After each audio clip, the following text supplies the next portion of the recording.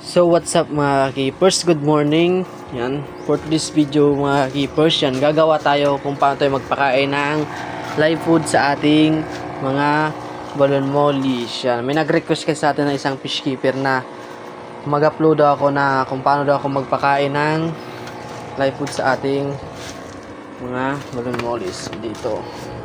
Muna kuha muna tayo ng BBS net and kuha natin yung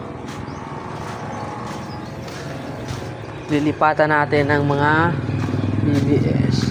Nasaan kaya? Ayun, itap na. Yan, ito yung kailangan natin. Then papatayin muna natin tong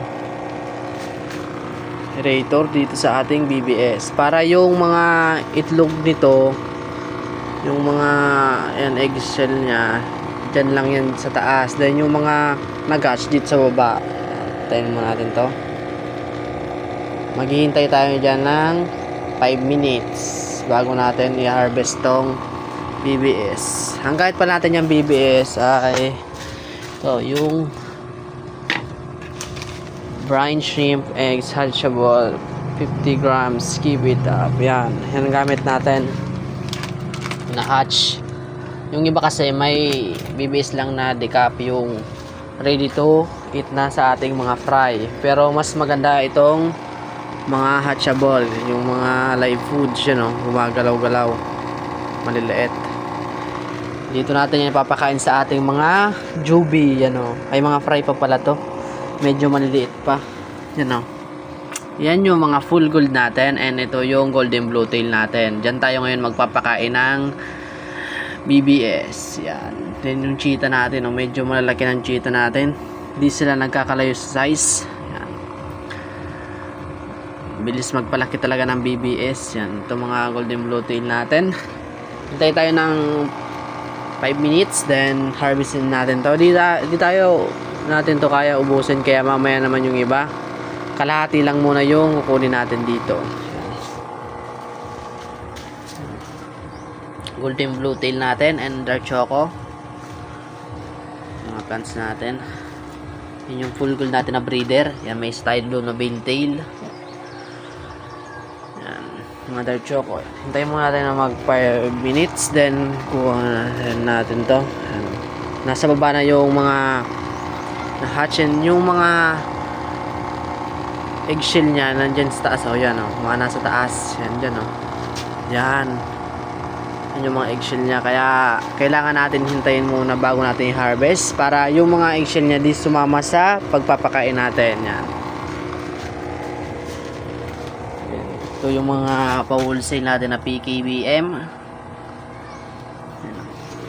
Pwede na ata ito, nasa ibaba na. Kunin natin dito, and yan, yan o.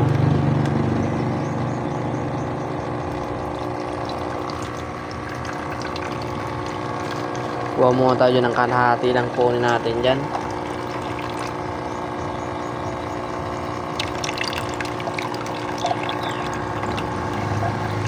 Wait lang, baba muna natin. Hindi natin kaya ng isang kamay lang.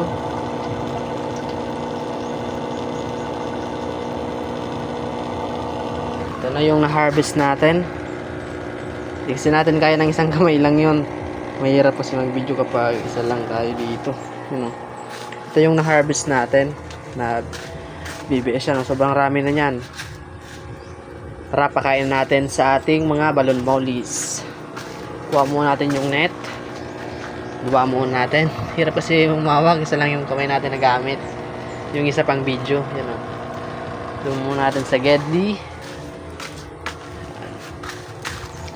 Dito muna natin. Mas kinagandahan nito kasi yung baby brine shrimp na net. Walang natitira sa mga nahuhulog. Wait lang, ayusin muna natin yung pagkakaset up. Yan, hirap kasi humawak kapag isa lang. Yung isang kamay nasa pang video natin. Yan, yan o. Yan yung papakain natin ngayon. Ito yung kinagandaan ng BBS net, yan o. Dun sa baba, konti lang yung natitirang nahulog. Kesa nung dati, yan, ito yung mga shell. Pero papakain rin natin to sa mga hindi na quality or low quality na balon moulish, hindi naman to mapili. Yeah, dito na lang natin to ipapakain sa mga low quality natin na balon moulish, yung mga PKBM. Kuha tayo dito. Then next na gagawin natin dito sa BBS Prime Shrimp, yan, dito natin yan sa gripo. Huwag yun na lang pansinin yung nasa baba. Hindi pa tayo nakapaghugas. Yan. Alisin natin yung, kasi linagyan natin yan ng asin, kaya medyo matapang yan. Yan. Goods na yan. Hintayin muna natin na mawala yung medyo tubig niya. Yung basa-basa. Yan. Yan o. Konti lang yung natira dun, no? Kesa dun sa net natin na nabili dito. Lahat natatapon. Lahat nauhulog. Tara, pakain natin. Ready to eat na to. You know. Yan. Konti-konti lang muna. Yan. Dito rin. Ang mahal ng BBS, kaya yung mga brout dyan.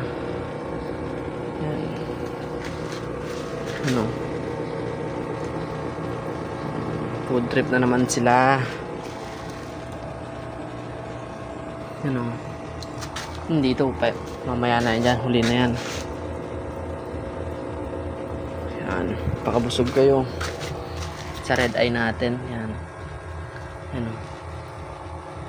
Lakas tayo ngayon makuha ng monya dito, kaya BBS muna tayo sa ating mga breeder para mabilis sila mag-breed. Hindi naman yan na-overfeed sa BBS na ito, kasi live foods naman yung BBS natin. Hatchable naman yan, Yan, food trip sila. Ito yung full gold, pakainin natin to. Gutom na yan, Yan. Mukhang buntis na nga yung dalawa natin pay mo, yung dalawang round tail. Dito syempre naman, ito naman yung mga dark choco natin.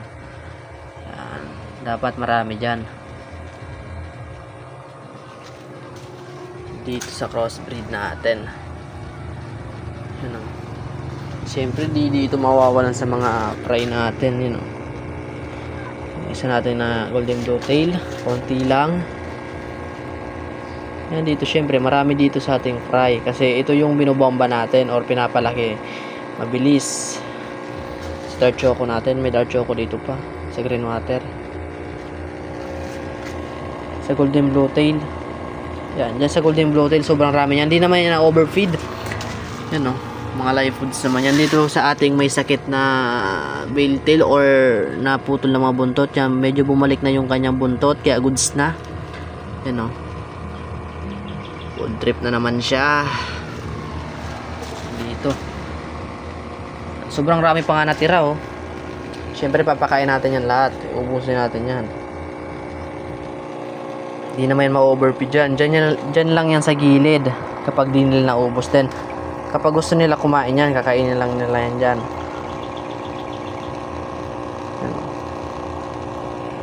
Yan lang ginagawa ko dito sa akin. Hindi naman sila na-overfeed. Lalo sa breeder natin. Maliit lang kasi to. And kung gusto nilang kumain yan, makakain nila yan dyan sa gilid. Kasi sa Tobepex, kapag Chubipex, kapag dyan sila tatago sa mga lupa kapag Chubipex. Food trip na naman sila. Dito, lalagay natin to dito sa mga breeder sa aquarium. Marami pa nga natira, Pakain rin natin to, kawawa naman. Kahit mga kal kayo. Yan. Ang swerte nyo kahit kal kayo. Kain kayo ng BBS.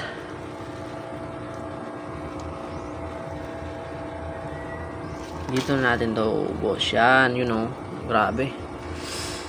Yan pa. Diyan natin yan sa golden bluetail kasi yan yung nakapokus tayo dyan. Diyan tayo nakapokus sa golden bluetail. Diyan yung priority natin na sana mabilis lumaki. Ano? Yun, grabe. Food trip na naman sila. Marami pang natitira nga, oh. Then, yun. Mukhang konti na lang yung natitira dito sa pag-harvest natin. Nasa baba na. Ito na yung kinagandahan nito kapag hinihinto natin yung aerator. Yan. Nasa taas na yung mga eggshell niya. Yan, oh. Yan yung pangit kapag sa aquarium. Nasa gilid dyan. Ito, lagyan na rin natin to. Dito natin to iuubos. Di naman kasi to. Ubus naman yan. Ubus na natin dito. Yan guys. Then, tapos na tayo magpakain. Then, buksan na natin ulit to. Kasi mamaya naman to natitira. Yan o.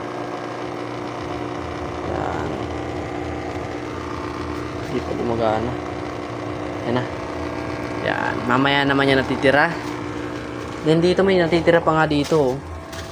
Ito. May mga natitira pa. Pakain na lang natin to sa ating mga Yamabuki. Yan. Dito yan. Sa mga pang previous natin syempre. Yan.